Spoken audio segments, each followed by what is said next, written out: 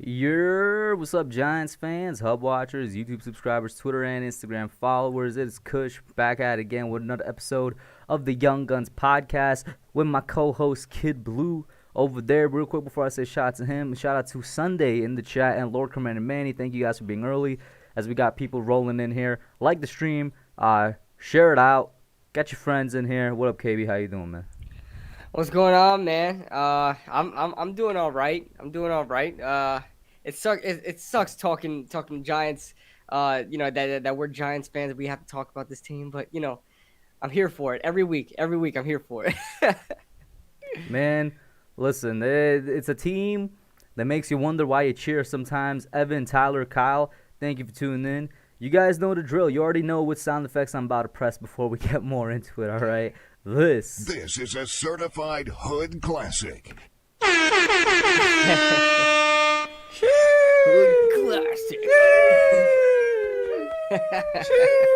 Love it. Yo, what up, Ashton here as well? Silo Rant, how y'all doing? I mean, bro, where in the world are we with this team right now? Somebody let me know. Right now, this is a team that's hit rock bottom. This is like I know, like, obviously, I guess we overreacted in the beginning, especially in that Broncos game.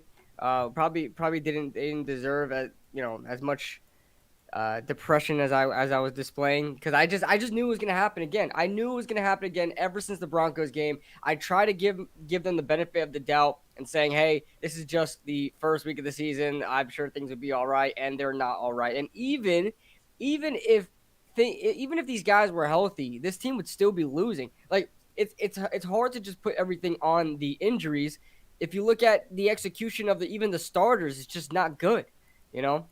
And I think this season is way too early to make drastic changes already. Like, you can't just fire everybody in mid-season. You know what I mean? Like, that's why I just want to fast forward to the end of the season and see where we get. Because I'll tell you right now, the Giants offseason is going to be an eventful one. Mm-hmm. This one's going to be eventful. I'm talking GMs replaced, coaches replaced, maybe front office replaced, maybe scouting departments replaced, and maybe even like half of this roster gone. You know, obviously we have commitments to a lot of these players, like the highly paid players on the team, that are going to be a little bit more difficult to get rid of. Blake Martinez and James Bradbury should be more expendable. We keep renegotiating their contracts, so I don't know if their dead money has risen next year, but I'm not sure about that. But other guys we can definitely move. I think Logan Ryan was signed to a 2-year contract with us, or was it another 1 year? We extended him, right? Yeah, we extended him, but was it a 2-year or just another 1 year? That's a good question that I can check right now. Yeah, I'm not sure, but there are a couple of players we have commitments to that we can't let go of yet. Obviously, Kenny Golladay, Adoree Jackson, Leonard Williams. Probably those 3 guys are the only 3 guys we need to keep on this roster. So Logan is on the books till 2023. Okay, yeah, so he signed a 2-year contract. He's a guy I'd be willing to cut ties with too, depending on dead money. I want to refresh this roster again. I know I try to convince myself and try to convince the chat and try to convince you that, listen, this team is so close to winning already. But it's like, if we keep seeing this throughout the season, maybe if they pick it up, but I just don't see it. I don't see it. Maybe if they pick it up and they go 6-10, 7-9, I'm saying, okay, I know we're basically stagnant from last year. I get it. But, like, we have a team together. Let's just try to focus on executing. Maybe we could win this thing. But if they have another terrible season where they're like 5-12 or whatever their records are, 5-12, 6-13, I'd probably, and I just said the whole 6 wins things, maybe keep them, but just refresh, get rid of everybody, man, get rid of everybody. Mm-hmm. Yeah, go ahead. I would obviously keep, the obvious guys I would keep, right? Guys that obviously rookie contract guys, you can't get rid of the whole roster, but obviously guys that seem to be the problem, starters that are being overpaid and collecting checks, start getting rid of those. I'm definitely keeping Daniel Jones to see what he's doing with a new roster. I want to see what Daniel Jones does with a new coaching staff and a new roster. I know it will be his 3rd offensive system, but that's something you just have to do. Look at Derek Carr. Derek Carr, crazy stat for you guys. Derek Carr, his first 5 years in the NFL, 5 different offensive schemes. 5 different offense, and he just started hitting his stride as he was a early MVP candidate this season I'd because say he was it's in his a second time hit continuous. his stride because before he went down in Yeah. 2016 with his injury. Yes, he was a MVP candidate. But that's what happens when you get longevity with the offensive system. But Derek Carr was able to do it. Some quarterbacks are able to do it. I think Daniel Jones is smart enough, and I think he has enough talent to do it. We have to do it. We can't just say for the sake of Daniel Jones, we got to keep these same offensive schemes, keep the same guys around. You're gonna have to do it. He already went through getting rid of Pat Shurmur, so he's gonna have to get rid of get rid of Jason Garrett as well. And I know he's been having a spectacular season under Jason Garrett, but I believe there's more to Daniel Jones than he displayed this season. Like, if you look at Daniel Jones, yes, people love him because he was not turning over the football. He was making really good reads and things like that. But when you have the offensive scheme just purely based on spot and curl routes, it's pretty easy to look pretty good. I think he's even better, man. I really think he is. If he gets put into a Kyle Shanahan-esque scheme where they're running the football, they're rolling out of the pocket, they're throwing deep balls, that Kyle Shanahan scheme, if he gets put into a system like that, oh my God, Daniel Jones can flourish.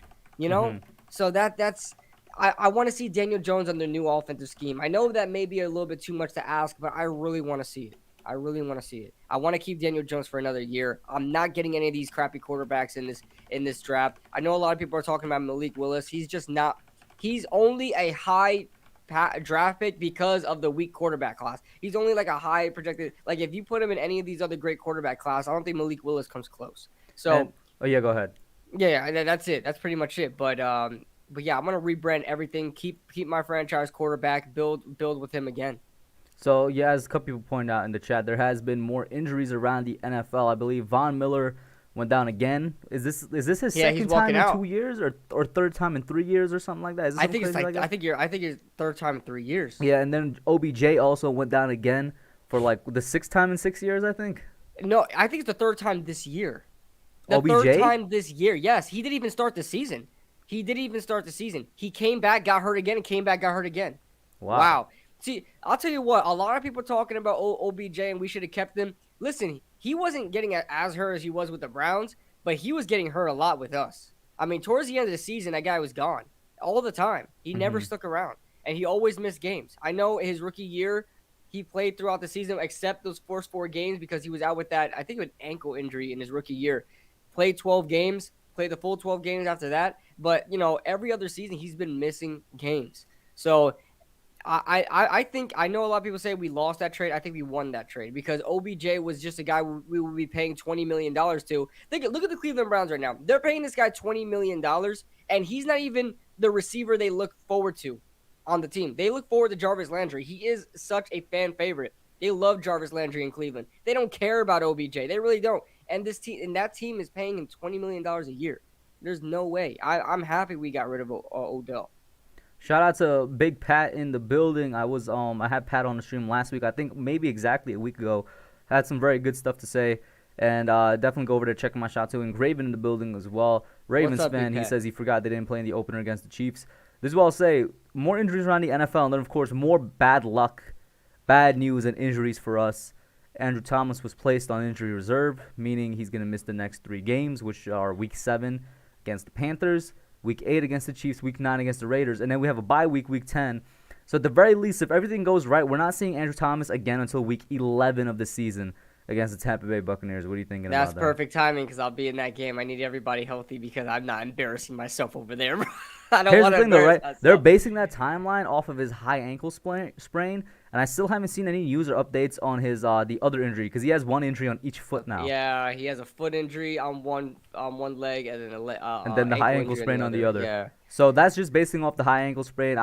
If anybody could find any news, I've been trying to look all over the internet, Giants beat reporters. I can't find anything on that second injury he has, and if that's going to make it worse, or if it's not going to really have an effect on his timeline. Yeah. Mhm. And then Kadarius Toney is slated to miss a couple of games because he's dealing with. We don't know yet. It is an ankle injury. From what we saw, the way it was twisted, it looks similar to Saquon's lower ankle strain, just the movement. But of course, I'm no doctor. I'm hoping that's what I'm hoping for. The low ankle sprain. You don't want high ankle sprains. You want low ankle sprains. That's what I'm hoping for.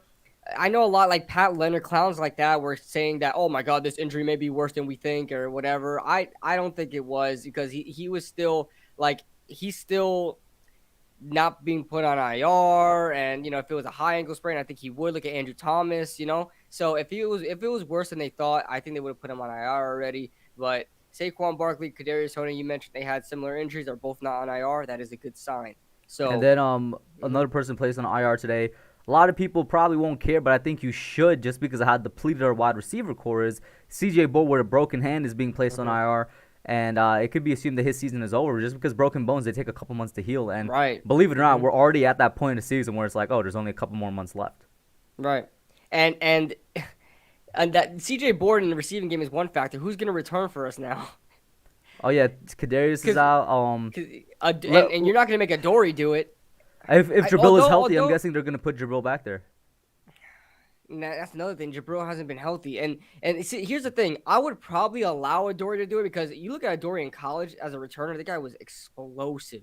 Like, I came out and said, when he was drafted, I didn't think he was that good because I don't like USC prospects. But Adoree Jackson out of USC was a really good return man. So we'll see what happens. They may put Adoree back there. He was on the depth chart. He's the only one that healthy left on the depth chart for returners. I was going to say, if we go through our receiving depth chart right now, just going into this game, which obviously is the whole, the point of this episode of Young Guns, we got to talk about Week 7 against the Panthers. We have Sterling Shepard as the main one, and he just came back from his hamstring injury. Colin Johnson, Dante Pettis, and that's the end of the line. Yeah, so they can't put a receiver in the return game at all. They can't risk that at all. This depends, but they could bring up a David Sills from the practice squad. But in my opinion, if they were going to do that, wouldn't they have done that earlier in the week? They would have, but at the same time, it's basically Friday now. They would have, but at the same time, they would have to switch a spot. They would have to put someone on IR, maybe another person on IR. So we still have Dante Pettis is healthy, no? Yeah, Dante Pettis. He's one of the three I listed off. Shepard, Pettis, and Johnson. Wow. And this is another situation with bad roster management. We still have two fullbacks on this roster. Why? Look at the wide receiving core. Look at the offensive line depth we have right now. Why do we still have, our half of our DB core are special teamers? Why? This special teams should be. I said this on Big Pat's stream. I love the Big Pat stream. We had a lot to talk about in that stream yesterday, and just everybody was spitting facts, man. We were talking mostly about the roster management of Joe Judge, and this is 2 years straight now that I've had major problems. Not like Tom Coughlin. I always had some things I thought I didn't think was the best decision when it came to Tom Coughlin's roster management. I don't think it was terrible, but this is 2 years in a row that Joe Judge just had so many questionable roster management moves. Last year it was the infamous 3 wide receivers on a freaking roster, 2 wide receivers on a roster, because everybody was hurt and didn't allow. Because we went into the season with 4 of them in the season. Yeah, exactly, and that's something me and you talked about a lot and criticized Joe Judge a lot. So you guys can't call us Joe Judge apologists. Tell you guys that. But this year it's again the wide receiving management. We have a lot of wide receivers on the practice squad. I think the thing is though, it's like a different type of one because we rolled into the season with 7, which should have been enough. Right. But it's that 4 of the 7 got injured. Right. So, but at the same time, you got to compensate. You got 4 or 3 or 4 receivers right now in the practice squad. Promote 1 or 2 of them. See what they can do. You don't want to go into this to this game talking about, we don't have much wide receivers, so we're just going to use our tight end. Listen, bro. Cullen Gillespie hasn't even seen the field, all right, except probably special teams. Put that man down to this practice squad, bro. Keep Eli Penny.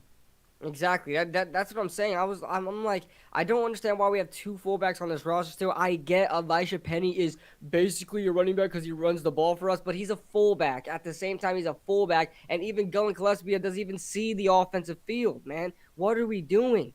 David Sills was a preseason star for us. Let's see what he has. Speaking of Cullen Gillespie, fullbacks and running backs, can we see some Gary Brightwell this game? It's gonna be the second game without Saquon, right? Because the Rams was the first game, and that running game was simply bad. There's no other way to put it. We had a couple of runs. We did have a couple runs where it was like, oh my God, they had more than 5 yards of carry. I was surprised, but for the most part, at the end of the day, that running game was not at all effective. So can we see a little bit of Gary Brightwell mix up the running game a little bit? And check this out, just as an example, look at the Browns game and this game. They started their like third string running back Dearness Johnson. He's having himself a really good game right now, and he's a guy that obviously was only given a chance because of injury, but he's proven it right now. We have injuries. Saquon Barkley's hurt. Devontae Booker's garbage.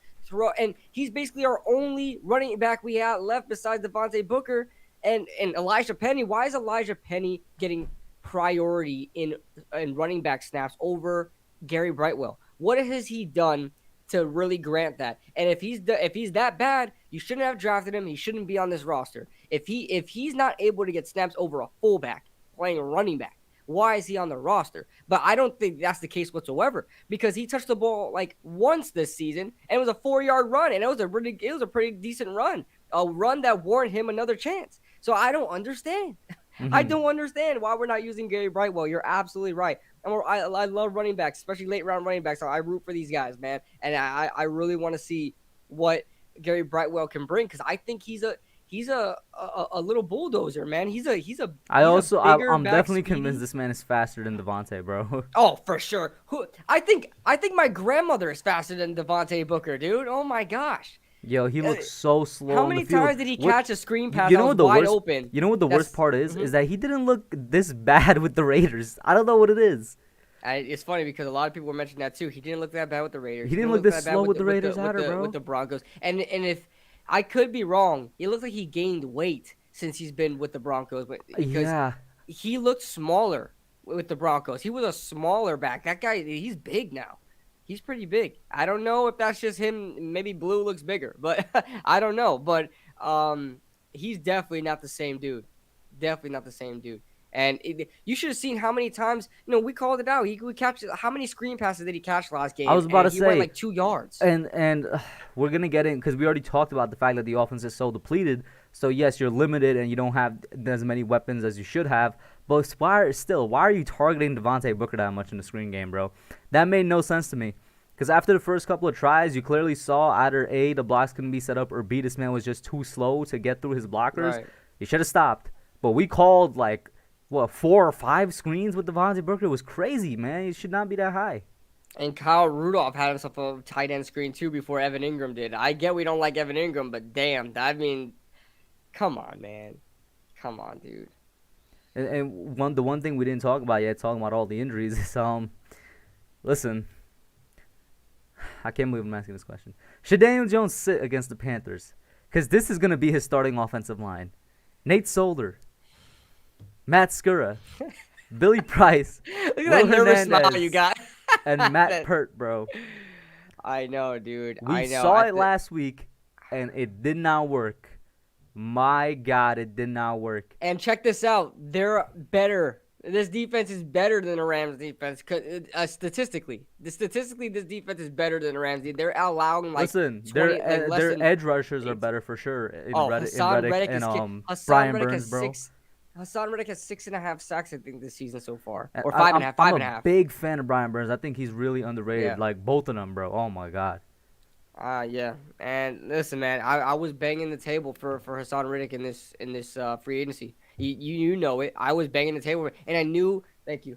I knew we were gonna get him for cheap because I called it. When you switch to a different position and he had the amount of sacks that he did, I think GMs were gonna be like, oh, I don't know if I'm gonna want to commit to that. You switch to a new position, you played well, but we need more consistency. We need to see more from that.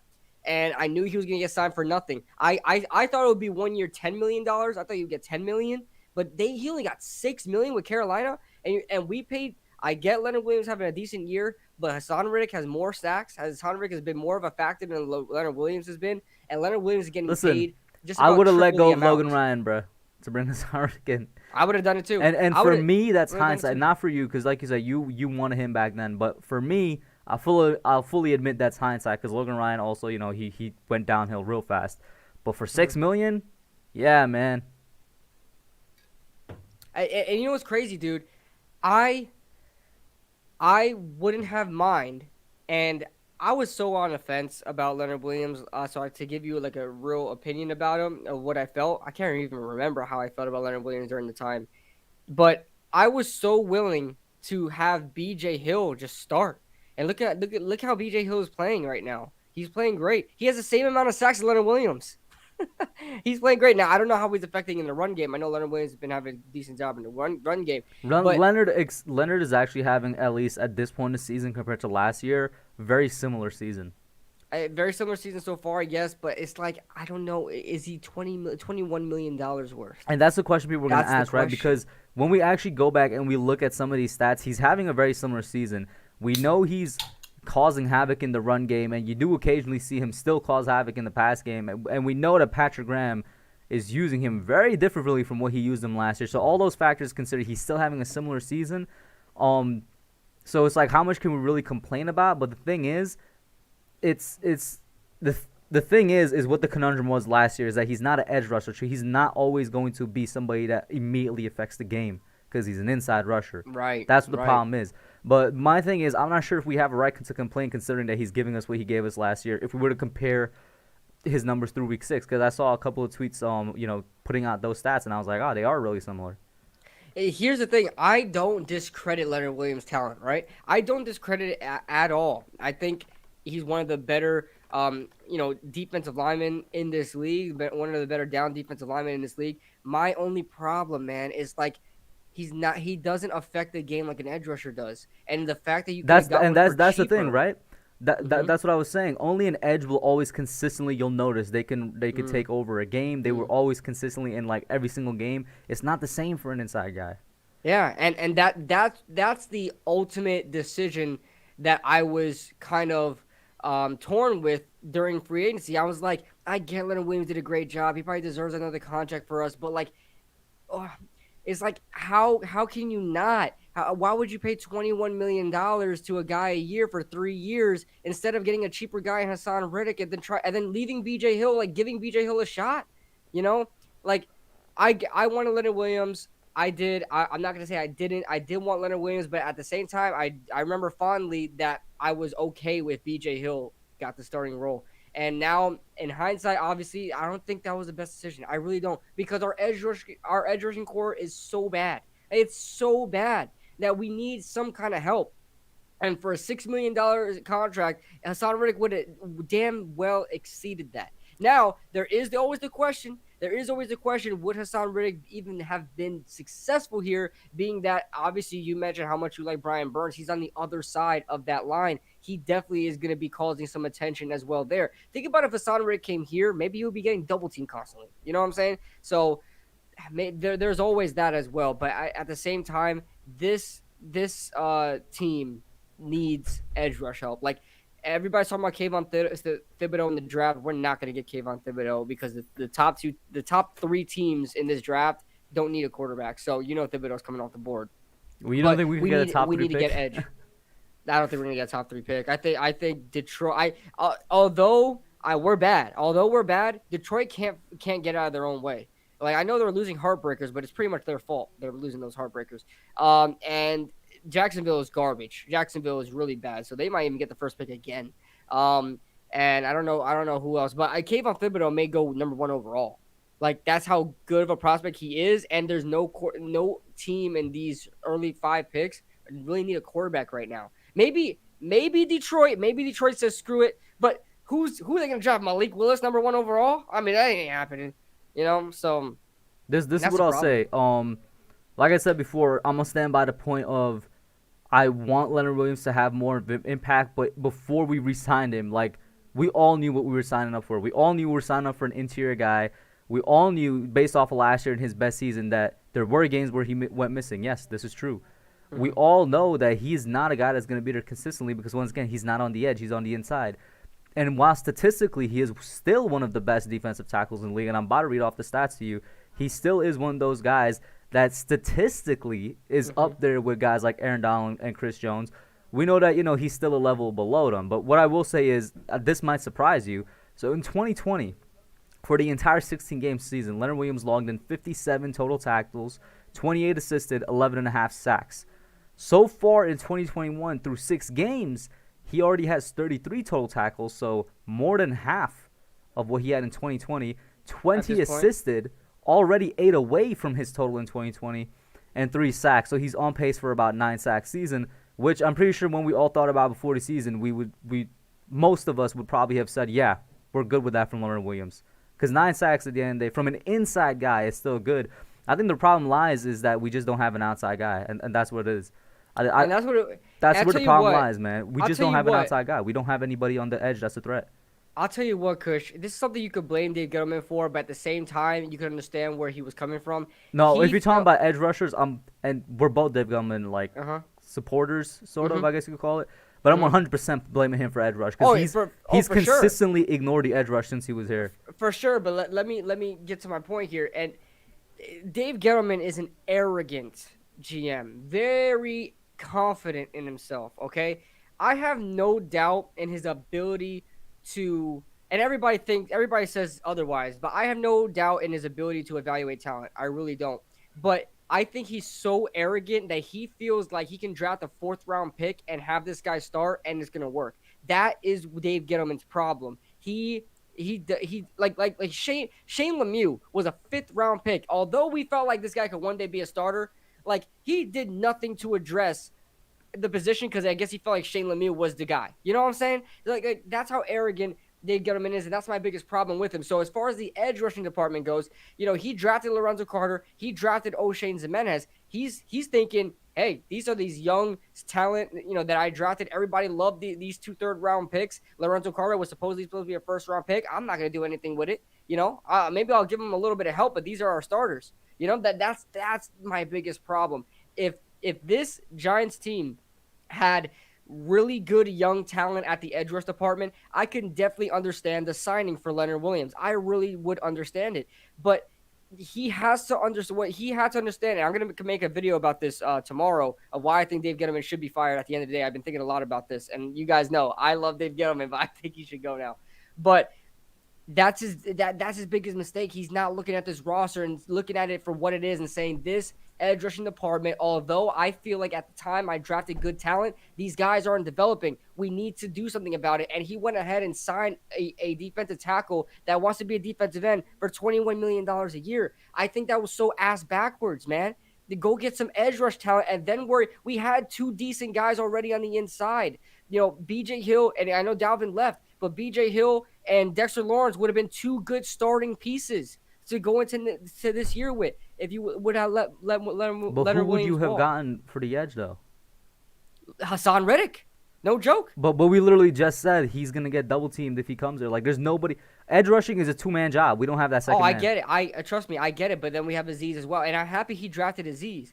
But at the same time, I feel like I don't know. Because Leonard Floyd was a guy I really wanted in free agency. Here's the thing. I agree with what you're saying because once again, we both agree that he's ignored the edge completely. However, where I disagree is that I don't think there was anybody in this free agency class you could have signed on the edge rusher that I would have been comfortable with because we don't have a second guy. Aziz is a rookie, and you already know I love Aziz. I've spoken to lengths about Aziz, how I think in the future he could develop into somebody. How much? But as of right now, we don't got the second guy. Quick question. How much did Leonard Floyd re-sign for? Good question. I have no idea. Because if it's around $10-11 million, you could have got Leonard Floyd and Hassan Reddick for the price of Leonard Williams. You could have gotten both of those guys for Leonard Williams' contract. I'm gonna look at it. So 4 years, $64 million. So that's You're not that guy, pal. Trust me, you're not that guy. Yeah. So that's $16 million a year. Yeah, he would have got a lot. $16 million. So it would have been probably $1 or $2 million over Leonard Williams got. So I mean, 2 guys for just over $22 million. And then on the inside, you'd have Dexter and BJ. You're still losing Dalvin with this going down. Yeah, you're still losing Dalvin for sure. But look at that's. I think it's better. I know they maybe in the pass rush, but I think we'd suffer a lot in the run game. Yeah, but at the same time, I would give him a shot. I would give him because if you look at it, the roster we just said that we could have built it a different way. At least it's balanced out. You know what I'm saying? At least it's balanced out. And then this defense that we have, this defensive line that we have, is so dedicated into that middle, but yet they still can't stop the run. Now here's the They thing. still can't do it. Here's the thing, right? And this week, what I'm about to say, I can say for every single argument about anything made in the world, right? Do we know if they want to come here? Because there were rumors about us trying to get Leonard Floyd in the offseason. I remember that. We Here's the did try thing. to get him. He didn't want to come here. Here's the thing. I think we could have bamboozled a guy to get in here. I definitely think so. If No, Hassan but Reddick went to I'm Carolina, not talking about Hassan because I think we could have gotten Hassan. I'll be honest with you, especially for okay, the price Leonard that he Floyd, I signed. can understand. But Leonard I Floyd, can yeah, like I think he should have didn't want to come. And I can definitely understand. He felt like Leonard he had Floyd, something good with the Rams. Leonard Floyd played with the Rams last year, right? So that means he re-signed with them. So I could understand that. I'm thinking hypothetically here, but I don't know, man. It's just. And then of course the conversation of hindsight comes in as well. Because it always would have been a bet on Hassan. Like you said, Right. he just moved to the position. It always would have been a bet. But here's the thing. Although hindsight's 2020, he was a guy I was banging the table for at the time. At that time, even without hindsight, I was banging the table for Hassan Reddick. I really wanted this guy. I knew he was going to be a steal, whatever contract he got. I thought he was going to get $10 million contract. And even I thought that was a steal at $10 million. He got $6 million for a year. Man, he's going to get paid this season, though. I'll tell you that much, though. He's going to get paid. Shout out to Easy Lopez, Eddie Buckets, Levance, Nerding Out Sports, Super Taj World in here, Kyle Cruz. I think I already shouted out Kyle Cruz. Yes, Alwyn, Marcus Golden doing well too. Well, that's more on the coaching staff than I would put on Gelman because when Golden was here in 2020, everybody called out the fact that for some reason he was not being used in the defense. We had him as a second string dude, as our leading edge rusher. That was ridiculous. I would kill for him right now, dude. And I can't believe we traded him away. But guess what? Like I said, that's Patrick Graham's round. That's Patrick Graham. Patrick Graham was using this man as the third edge rusher, remember? In the beginning of the 2020 season? You know what I think a problem was? I don't know what this team, and I've heard a bunch of YouTubers say this, and I definitely agree with that. This team does not know if they want to win now or develop talent. They don't know what they want to do. When you develop talent, that means you're still rebuilding. When you're putting your best guys there, that means you're trying to win now. They don't know what they want to do. They'll put their best guys in a different position and not allow a rookie to play. And then they'll put O'Shane Jimenez and Lorenzo Carter starting at edge over Kyler Fackrell and Marcus Golden. Like Kyler Fackrell and Marcus Golden were the best guys there. They weren't starting. I don't understand. That doesn't make any sense. How do you develop talent in one position and then you try to win now in another position? You can't do that. And that's the biggest problem with this coaching staff and the front office and Dave Gettleman. That's the biggest issue. They don't know. They do not have a plan. They don't have a plan. There's nothing you can take out of these past 2 years and say, I know what they were trying to do. You don't. I don't freaking get it. And I'm trying to wrap my head around it. And of course, I'll always try to, defend Dave Gettleman, but it's so hard. The only thing I can defend Dave Gettleman is the drafts at the times he made those drafts. That is it. Free agency, I think, was a wash. I don't think he did free agency well. And as far as his whole total tenure, I think he started to be a little better towards the end, but then even these guys aren't working out. Like Adoree doesn't look like he was worth that money. Although Adoree's not having a terrible season, I think he's a victim of a terrible scheme. He's a victim of just every single thing that could go wrong going wrong. No pass rush, a scheme that's that is like it's failing, and nobody but himself performing in the secondary. I would have loved to seen what Adoree, Aziz, all these other guys we acquired on the defense this year. I would have loved to see what they would have done last year in this defense, because this defense last year was different. This defense last year played different. Like they were getting to the quarterback, they were stopping the run. They were playing the pass pretty well. They were getting turnovers. Like, you don't see any of that now because they play so damn soft. And I see a couple people in the chat, Patrick and who else said it? Justin's talking in regards to Marcus Goldman. It was a scheme fit thing. I would agree with you if we weren't running a base 3-4, which is Bescher's scheme was also at the base of 3-4. And Patrick Graham is a dude that claims to have a scheme that doesn't really have an identity. Yeah, hybrid because he hybrid. Comes from that So Marcus Golden could have definitely fit in there somewhere. He could have definitely fit in, especially once again. He could have definitely fit. This applies last year and this year. year. What we run. Here's the thing, KB. This applies last year and this year. You should definitely adapt for your best players, and they didn't do that. Marcus Golden was our best edge rusher, and now this year, I'm a firm believer in the 6 weeks, at least on the defensive side of the football. He's not adapting the scheme for what his players could do properly right now. He's kind of trying to get his players to adapt to the scheme, which is a talking point we've made for a while. This defense, me and you were of the impression. By the way, Odell Beckham back on the field.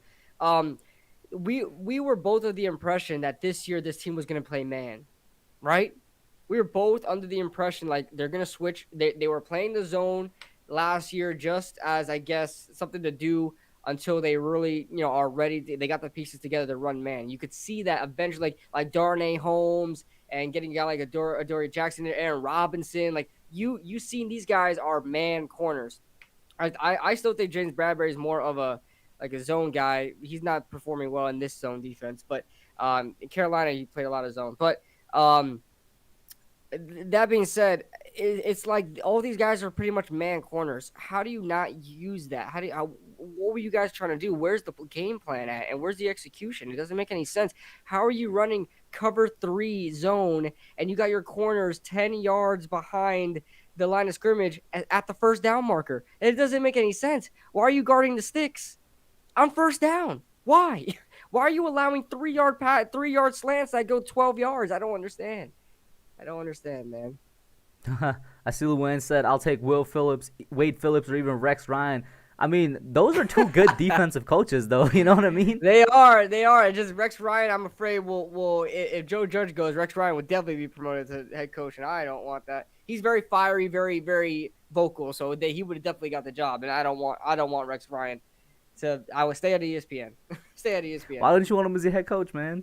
Oh God! Doesn't he like Daniel Jones? He's been a Daniel Jones believer for a long time.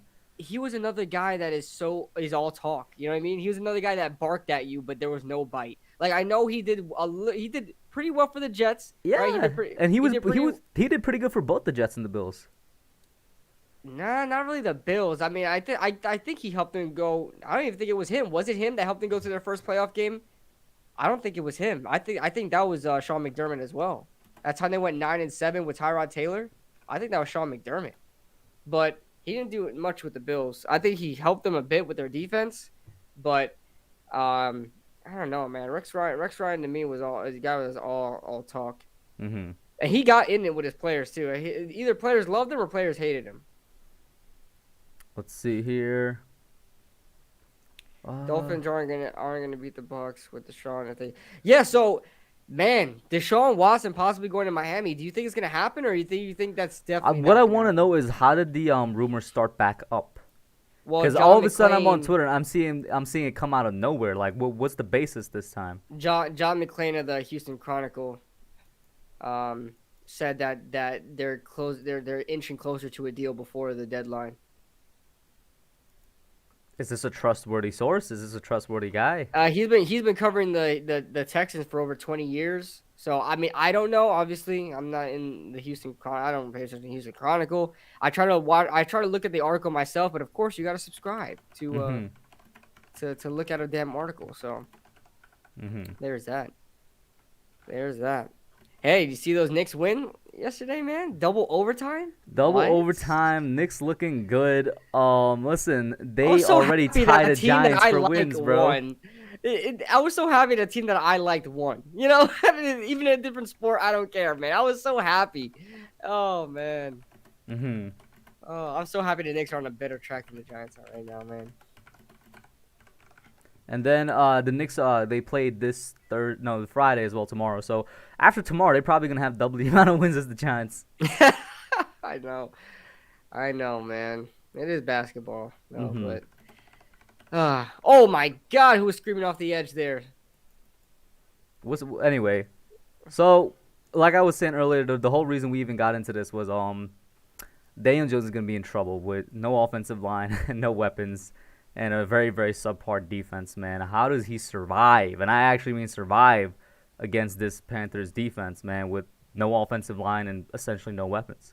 Yeah, I have no idea how this man is gonna survive. And it's not like he had weapons to. That's the sad thing. Like even Evan Ingram is not gonna play this game. What the hell are we gonna do? We're gonna have Kyle. I didn't know Rudolph, that until you literally just said that. Yeah, we're going to have the slowest players on our team in Kyle Rudolph and Devontae Booker starting. No Kadarius Toney, so we've got Shepard, we've got Colin Johnson, and we have John Ross. Both Shepard and John Ross are coming off an injury. Colin Johnson is pretty much the only guy, and we still didn't promote David Sills. I don't know what we're gonna do. And our offensive line is a absolute. Check this out. Now, since Andrew Thomas went out, now this offensive line is completely different than the starting offensive line in week 1. Already, we're in week 7, and already every single position is different. Well, Hernandez is still there. Oh, Hernandez is still there. You're right. So not yet, but let's cross our fingers. No, Hernandez stays okay, but oh man, We'll have to see, man. I mean, what would be your preview for this game, bro? Like, do the Giants have a shot at winning? No, Why not? because they're facing statistically the best defense in the NFL, Mm-hmm. and we have no offensive weapons. And Carolina's offense is not bad. Who's gonna stop DJ Moore? Mm-hmm. Who's gonna do it? You know, Mm-hmm. if Terrace Marshall plays, he's a big body target. Who's gonna stop him? You know, who's gonna stop Tommy Tremble? Okay, Tommy Tremble, a tight end that does get a lot of recognition, seems like a perfect candidate to destroy the Giants. So there's that. What about our defense against the Panthers' offense? That's what I'm saying. Who's gonna stop DJ Moore? Dude, who's gonna stop DJ Moore? Chuba Hubbard is running the ball nicely for Carolina. Who's gonna stop him? Can we get any type of pressure on Sam Darnold? Can we make Sam Darnold Who are see they? ghosts? Hold on. Let me see where their tackles are and how many sacks they've given up. Shout out to Joseph Balby. He said he just finished his game. He got the W, had a tackle, but was quite good game. Hey man, all that matters is you got the W, bro, and continue to build your sports. Did you guys portfolio. Did you guys see Balby's interception he had? Yeah, dude's a living legend, bro. My man read that defense nicely. This dude's a legend, Nicely. absolute legend. I could have picked up Dearness Johnson on fantasy. That man has 18 fantasy points already in my money league, dude. Oh, Mm-hmm. God. Our lads. Let me check Carolina Panthers. While he checks that, yeah, I mean, because we got to know if we could get any type of pressure on these guys. All right, so this is this is an offensive line that we can do some damage on. As far as a good little, I guess, test for our edge rushers, and I suggest that Aziz is utilized more so because he's obviously been our most productive pass rusher. I mean, Remember, we went over this last rusher. episode where the dude's getting like 60% of snaps. I need him to get like 80%. Right, he needs to bump that up a bit. But okay, here's the offensive line. Matt Paradis at center. He's probably the best guy there. Who the hell is Dennis Daly at left guard? He's a 6th-round pick in 2019. Garbage. John Miller, one of the most basic names ever. He's probably trash. Taylor Moton, who's probably their second best offensive lineman, 2nd-round pick in 2017. And they have Cameron Irving starting at left tackle. That's weird. Because if you guys know who Cameron Irving is, he's a former 1st-round pick from the Cleveland Browns back in 2015, I want to say. He was a bust at center. He was drafted to be a center. The man's playing tackle right now. Mm-hmm. So we better be able to do something on this offensive line as far as the edge rushers go. If our edge rushers can't beat a failed center that's playing tackle, then what are we doing? Everybody should be fired. Everybody should be fired. If we can't get a sack off of a Cameron Irving missed pass block, I don't know. Mm-hmm. We have to do something against Dennis Daly. That left side of the offensive line looks bad. Who is Dennis Daly? I've never heard of this dude, bro. Yeah, exactly. And Cameron Irving at left tackle, come on, man. What about the inside of their line? The inside of the line is, like I said, their best offensive lineman is Matt Paradis at center. Matt Paradis once upon a time was a red zone free agent target for the Giants. But their guards are bad. Their guards are Dennis Daly at left guard and John Miller at right guard. I don't even know who these guys are. Taylor Moton on the right side, But like I said, I'm circling Cameron Irving's name, dude. He's protecting the blind side. Freaking put Aziz there and see what happens, So you're saying there's a chance we could make Sam Darnold see some ghosts? Yeah, I didn't even think that, but yeah, we definitely do have a chance to This is probably one Of of course, the it's worst offensive it's a line we're big facing. if, right? Of course, it's a big if. It's a But big- does it change at all your outlook of our defensive side of the game? It's a big if, but this may be the worst offensive line we faced so far. This may be the worst offensive line we faced so far. Think about it. We did a good job getting pressure on the Saints offensive line. I don't think we sacked Jameis Winston. We didn't get a sack, but we definitely were forcing pressure. And so we were forcing pressure against a good, even though it was a little beat up, a good New Orleans Saints offensive line. We should be able to get some pressure here, man. We should be able to get some pressure here. And then, of course, shout out to Eddie Buckets. Yeah, bringing up both of our rookie third and fifth round picks might be playing. I'm not sure if they're playing, but they're recovering from their injuries finally. Yes, Ellerson Smith yes. and Aaron Robinson. Hey, Ellison was a fourth round pick. Don't disrespect him like that. You know what I'm Fourth? saying? Okay, third and fourth. Yeah, but Ellerson Smith, man, is a guy I'm really excited about. Hey, this may be a chance for him to shine. Nobody else is doing well right now. If you put Aziz and Ellerson out there, see what they can do in this game, man. Oh, you just got me excited, man. You got me excited for Ellerson. I like Ellerson Smith, man. Oh, I want to see what he can do. And then Aaron Robinson. I mean, yeah, at really this helping that point, I slot. mean, I really don't care for Lorenzo and O'Shane anymore, bro. Right. And so I just give them a shot, see what they can do. And Aaron Robinson, you can't get any worse in that slot than than what we already put there. So give Aaron Robinson a shot. Mm-hmm. Give him a shot. I mean, Man, I'm excited. what you know you're so excited for Ellerson, but what can you really see from Aaron Robinson? What can he give us? Anything, just give us anything better, because we got so desperate last game. We put Jabril Peppers in the slot. I don't understand that. I would have put Xavier McKinney in the slot before I put Jabril Peppers in the slot. I don't know what they were thinking there, but our slot corners are not. Darnay Holmes. Darnay Holmes is exactly what I predict. Well, not predict. I'm not gonna think I'm Nostradamus here, but I said that Darnay Holmes. I like Darnay Holmes, but for whatever reason, he gives up way too many catches. He's not a guy that get past his defense. He's a guy that allows a catch, but then has that makeup speed to make the tackle. That's what Darnay Holmes is. And, you know, he's not doing a great job. He's barely seeing the field now. So We had Rodarius in there performing. Rodarius is have you had a hurt. chance to look at Rodarius and how he's been in the slot? No, Rodarius has been hurt. When he got hurt during the like basically the same time everybody else got hurt, right? Right. Yeah, I don't know if he's coming so back. no, I'm just saying now compare him to Rodarius. What can you see Aaron doing different from Rodarius? I'm not sure, because I haven't really been paying too much attention to Rodarius in the slot. I don't know how he performed in the slot, but he's a guy he's probably gonna have to compete for. But hey, Aaron Robinson was drafted over Rodarius in the same draft, so Aaron Robinson should be better. You know, by all accounts, he should be. You know, well, who knows with this damn roster? But Rodarius tore his ACL, so he's done. Mm-hmm. So Rodarius is out. Darnay, if they promote Aaron Robinson right away, would be in. We'd see two new players stepping in what should be starting positions, because once again, I mean, I'm done with Lorenzo. I'm done with O'Shane Zimenez. Might as well see that. We'd have two rookie edge rushers, bro. A rookie corner. Oh man. I mean, at this point, why not, right? Yeah, at this point, why not? I'm doing it.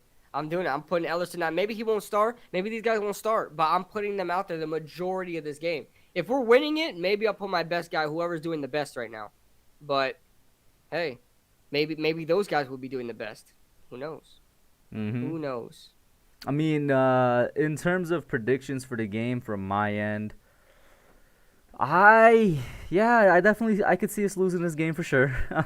What are the Panthers right now? What's the Panthers record, bro? Hold up. Let me just. They're 3-3. They lost 3 straight. They lost 3 straight. They won their first 3. They lost 3 straight after. And they lost 3 straight against the Vikings, the Eagles, and the Cowboys. So they're beatable for sure. Because that Eagles game was 21-18. Mm-hmm. So that means they could be contained. However, can we contain them? So you know what? I was thinking it was going to be a for sure loss. That's what I was thinking. It was going to be a for sure loss. But if somehow, some way, like let's say we have 3 rookies starting, let's say we try and do something to change it up. If our defense can come through, then maybe we can win this game, right? But I can't ignore the fact that we're missing literally like all of our starting offense, including Evan Ingram. The only person that's still starting for us that was a starter week 1 is Daniel Jones, 1, and 2, Will Hernandez. I don't count Nate Solder because he's not even starting material. But those are the only 2 players that are starting for us on the offensive side that were starting for us during week 1. Mm-hmm. Oh, yeah, and Sterling Shepard. I guess I'll throw him in there, but he might even be limited. He might be limited. You know what I'm saying? So, I don't know. I don't think we're going to win. Their edge rushers. Edward's right. Yeah. You saw Edward's comment. Yeah, We're not winning. He said, every week we say if our defense shows up. If our defense shows up, yeah. We've said that for 6 weeks straight now, haven't we? But, yeah, that's why I said I think we're going to lose because, I don't know, man. I don't think our tackles are going to protect against Hassan Riddick and Brian Burns. They have a monster up the middle in Derek Brown as well, who is looking like what I wanted Dexter Lawrence to look like. Somebody that's great with stuffing the run and could really push the pocket with the quarterback. Derek Brown is an absolute monster. I don't know if you guys have seen him this season out of Auburn, the defensive tackle. And in general, like you've said, the Panthers statistically are one of the best, if not the best, defenses in the NFL.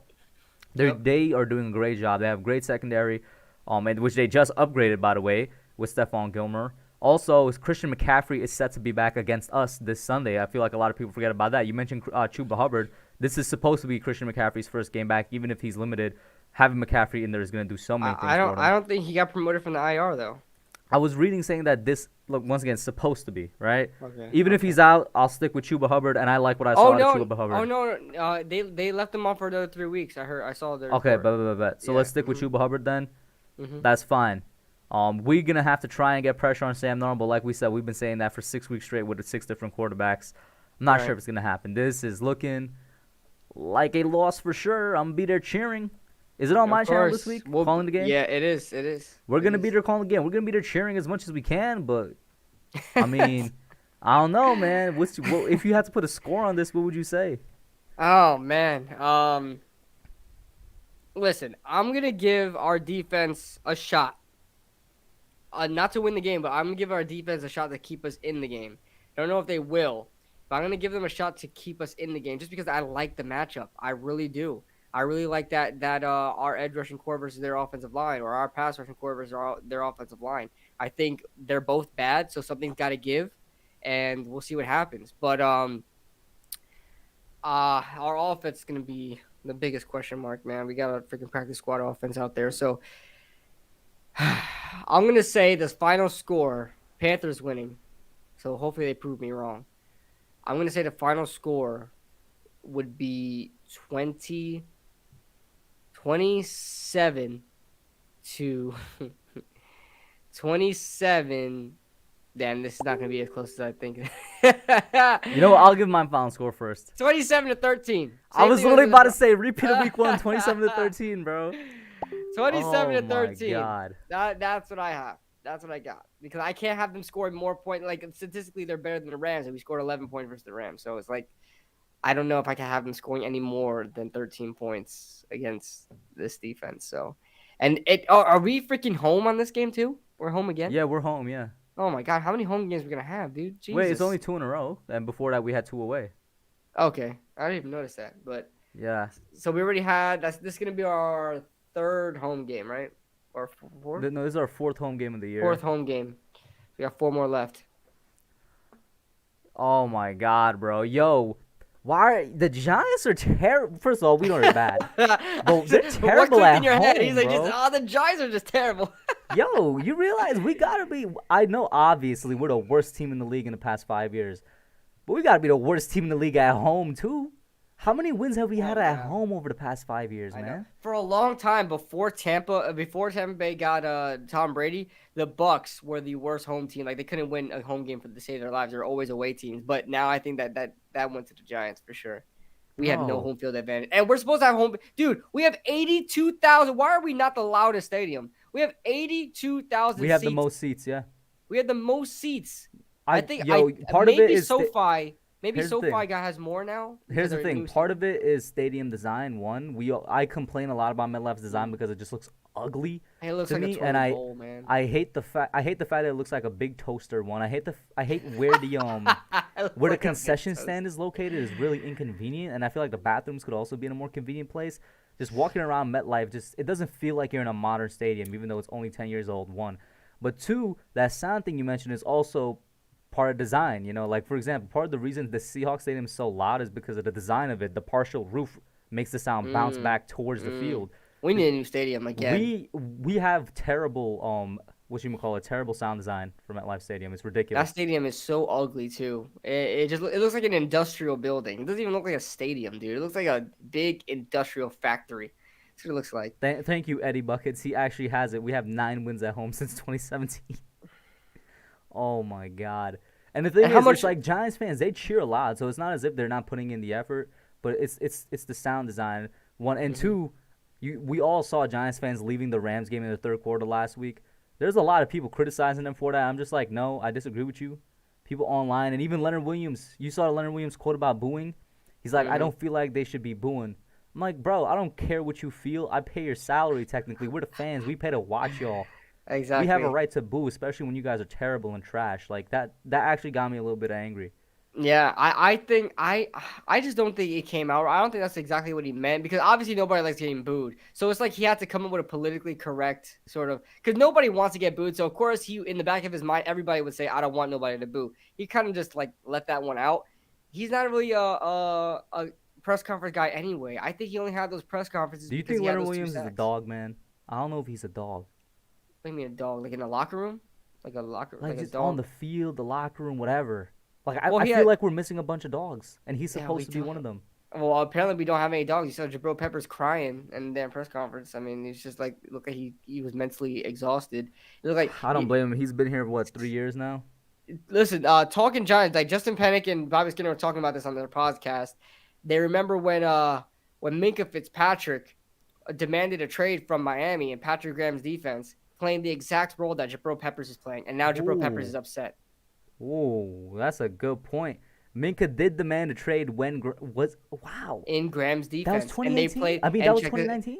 And check this out, they were playing the same That was 2019. position. Yes, they were playing the That same. was under Patrick Graham. position. Jesus They were Christ! playing I the just same realized box that. safety position. Yep. Oh my God. That's and they hit it right. Justin hit it. I can't even take credit for this, guys. Justin hit it right on the head, man. Hit the nail on the head, and that makes so much sense why Jabril Peppers looks the way he looks like. He looks so defeated. He looks so out of it, and he's one of those. He's one of those quote unquote dogs. Look at the overtime game. We want that mug, man. You know he had so much energy. He always had a lot of energy. He was in that press conference and was giving Bill Belichick type freaking responses. He was totally checked out, dude. Oh yeah, Totally checked he's out. been using Jabril little to none this year, very inconsistently. Mm-hmm. I will say this is not to defend Patrick Graham, but when Jabril hasn't looked good at the same time, you know. So it's a combination of him And not on getting top of that, snaps and him not looking he good. hasn't been using him right. Yeah. Why are you putting him at slot corner? I mean, we Check just this said out. it with Leo, right? He's And using check this Leo out. incorrectly too. They did the same thing with Minka Fitzpatrick. He didn't like it. He didn't like being a slot corner. And they put Jabril at slot corner against Cooper Kupp? Are you kidding me? The guy has literally the best. He's having the best season for a wide receiver this year. Mm-hmm. It doesn't and look Patrick Graham. And listen, I said this when we hired Patrick Graham. He's the guy I'm least confident in. He surprised me last year with that defense he had. But he was a guy I said I like Jason Garrett. It was like ass backwards. Like I like Jason Garrett. He didn't do anything, and I didn't like Patrick Graham, but he did something. But now we're starting to see Patrick Graham's real defense. Like we're starting to see that defense because remember that Miami Dolphins defense was so bad. Like it was historically bad. 59 points to Baltimore week 1. Like 50 something points or almost 50 to the Patriots in week 2. Like they were demolished. I know there were good offenses back then, the Patriots in Baltimore, but no team has an excuse to give them 59 points. No team. So they were historically bad last season. They were one of the teams that we thought was going to go 0-16 because of their defense, and that's Patrick Graham, and that's Patrick Graham. That's what he is. Mm-hmm. Yep, that exactly, Patrick. That bend but don't break philosophy. Here's It's the been thing. bend It and works. break. It's been bend and break this year. It Bend and. works. Bend but do not break usually works. We did it last year, and it worked. But bend but don't break doesn't work when you bend and then you break. You know, that's when it doesn't work. Mm-hmm. That's when it doesn't work. Luann, I know she's been saying this for a while in there, and so is a couple other Giants fans. Not to defend any coaches right now, because I don't think any of them deserve a defense. But that's kind of a false statement, the too much conditioning causing injuries thing, because you're not gonna get you're not gonna tear a hamstring or something from running laps. You're more likely to tear a hamstring when you're doing a deadlift or something or doing squats. than you Yeah. are to like I running think laps. what you're trying to get at, and a lot of people have said this. Like I'm not a Because like doctor, so I look don't at what the know. injuries that we've had. We've had bone injuries, man, sprains, broken bones. We haven't had really tissue injuries. The only two tissue injuries we've had is the two hamstrings. And like I said, you're more likely to do that like when you're Yeah, sprinting, not running laps, or like when you're yeah, doing a deadlift. I would definitely believe the too much conditioning thing would be an issue if we were getting a lot of hamstring pulls, if we were Yeah, getting soft calf tissue injuries. injuries, yeah, calf injuries and We've had core like pec. concussions, we've had broken bones, and sprained Right. bones is what we've had. Like I think we only have one pec injury, and that's Danny Shelton, Hmm. right? And then we had a couple. I think both Darius Slayton and So Shepard real had quick, hamstring Super Taj, injuries. even if yes, let's say his conditioning method is extreme, still we're talking about bones here. No matter how much conditioning you do, you're not breaking or spraining a bone. Mhm. You know what I'm saying? Yeah. Um, Joseph says, "Huh, my story is crazy. We didn't make the middle school football team. Grind my way up in the lockdown. Made the high school team. Was third string safety. Worked my way up. Now I'm a starter and I balled, bro.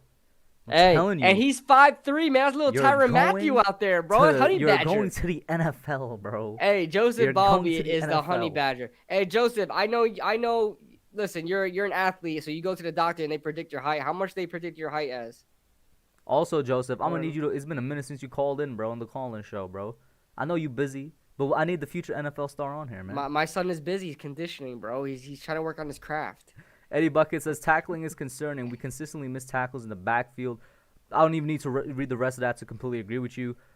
This goes back to just everything the team is not, and that's we're not fundamentally sound.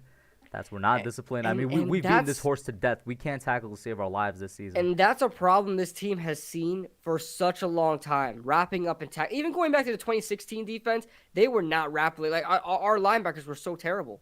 Back in that 2016 defense, they were not wrapping up. They weren't tackling right. We were bouncing off, letting guys bounce off the tackles and stuff like that. It's even worse this season. And like you keep saying it, 2017 was the worst year I've seen the Giants in tackling. Like they don't give a damn. Like tackling is half effort, half execution.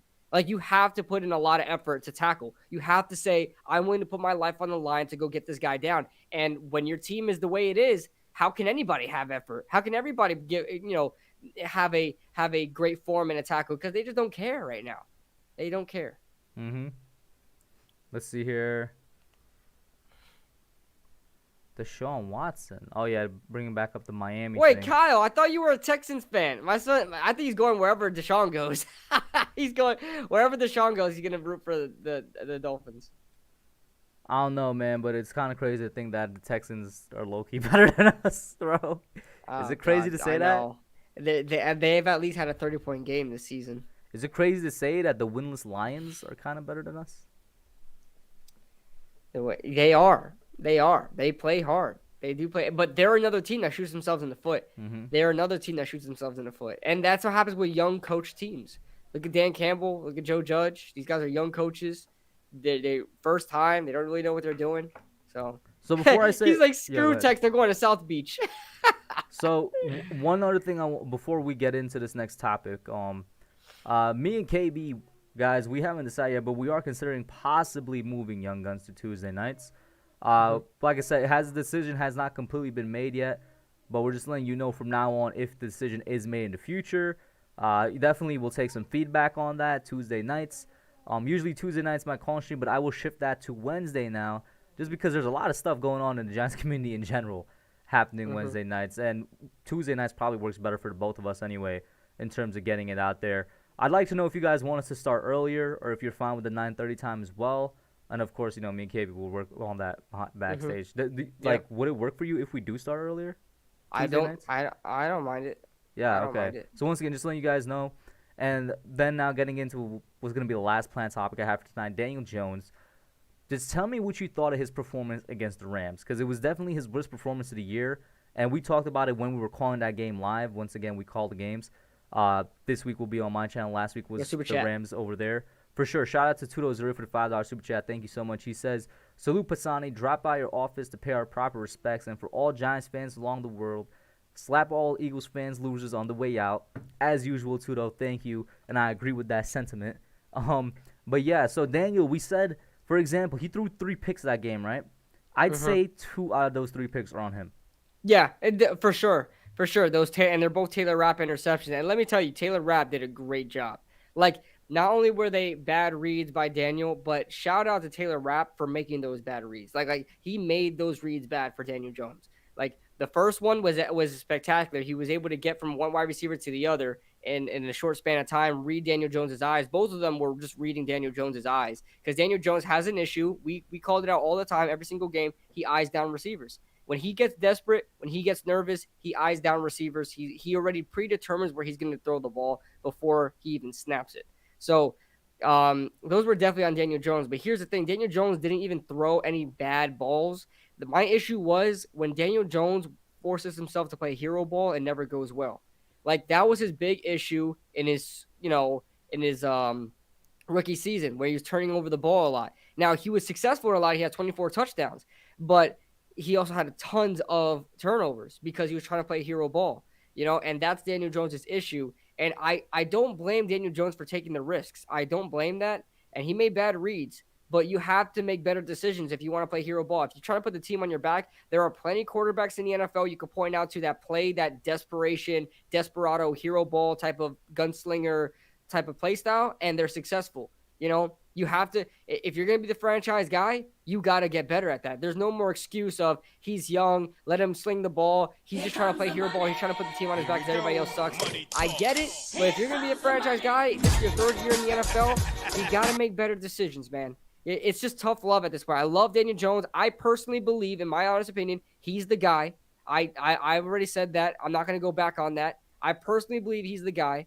He's got to make better decisions than that. I don't think his performance was terrible. I think it was just a product of nobody being worthy of being on the field around him.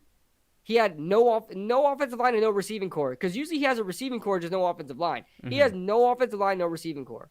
So he was pretty much had to do it all himself. So there's that. And by the way, he keeps throwing interceptions, throwing in Evan Ingram's way. I don't understand what it is, man. Every time he targets Evan Ingram, it's intercepted or fumbled or whatever. Stop throwing at him, dude. Stop doing it. But, yeah, that's what I thought about Daniel Jones' performance. So, of course, shout out to Tudo once again for the $5 super chat. He says, our entire team would like to pay for your trip to our team practice and witness everything in person and no phones or cameras.